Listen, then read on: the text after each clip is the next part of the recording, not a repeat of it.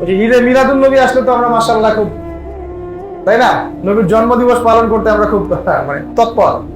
তো নবীর জন্মদিন প্রমাণিত হচ্ছে সোমবার। নবীজি নিজে বলেছেন আমি সোমবারে জন্ম নিয়েছি। সোমবারটা হাদিসে আছে, তারিখ হাদিসে নাই। তারিখটা ঐতিহাসিক তারিখ। কেউ বলেছেন 9 রবিউল আউয়াল, আবার 12 আছে।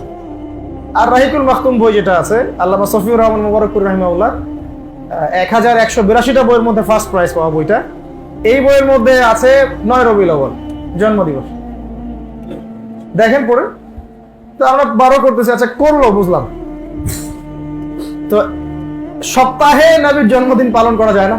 প্রতি সপ্তাহে রোজা রেখে কষ্ট হয়, এই জন্য আমরা করি না, তাই না?